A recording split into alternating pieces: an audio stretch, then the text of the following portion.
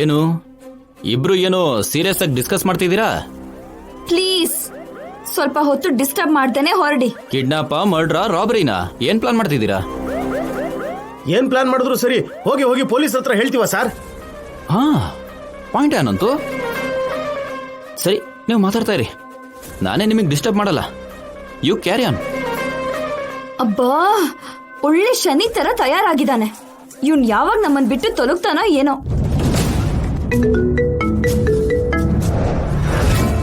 ECP uncle ಕಾಲ್ ಮಾಡ್ತಿದಾರಲ್ಲ ಕೇಶವ.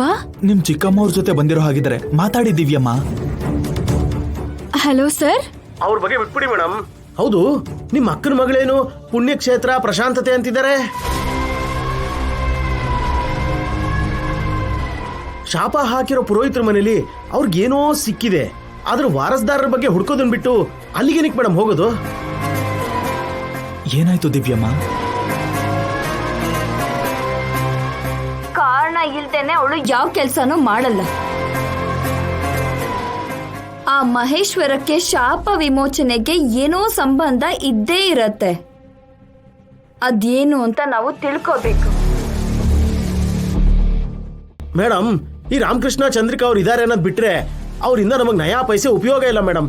ಎಲ್ಲ ಅರ್ಧಂಬರ್ಧ ತಿಳ್ಕೊತಾರೆ, ಎಲ್ಲ ಗೊತ್ತಾಯ್ತು ಅನ್ನೋ ಹತ್ರ ಬಿಲ್ಡಪ್ ಕೊಡ್ತಾರೆ. ಅವ್ರ ಕೆಪಾಸಿಟಿ ಅಷ್ಟೇ. ಅವ್ರನ್ನ ಬಿಟ್ಬಿಡು ಅನ್ನಂತೂ. ಈ ಮಹೇಶ್ವರಂ ಬಗ್ಗೆ ಯೋಚನೆ ಮಾಡು.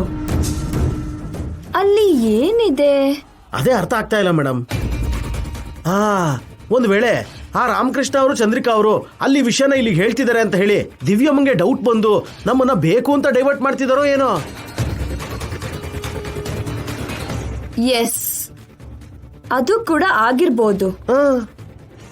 ಆ ದಿವ್ಯಾಗೆ ಬುದ್ಧಿ ಜಾಸ್ತಿ. ಇಷ್ಟೊತ್ತಿಗೆ ಅವಳು ನಮ್ಮ ಬಗ್ಗೆ ಸ್ಮೆಲ್ ಮಾಡಿರ್ತಾಳೆ. ನಾವು ಇನ್ನೂ ಕೇರ್ಫುಲ್ ಆಗಿರ್ಬೇಕು. ಹೌದು ಮೇಡಮ್, ಅದು ಅಲ್ಲದೆ ಇಳೆಯರಾಜ ನಮ್ ಜೊತೆನೇ ಇದ್ದಾರೆ. ನಮ್ ಬಗ್ಗೆ ಅಲ್ಲಿಗೆ ಹೇಳಿದ್ರು ಹೇಳ್ಬೋದು.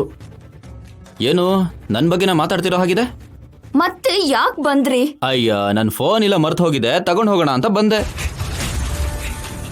ಸಾರಿ for the disturbance. You please carry on.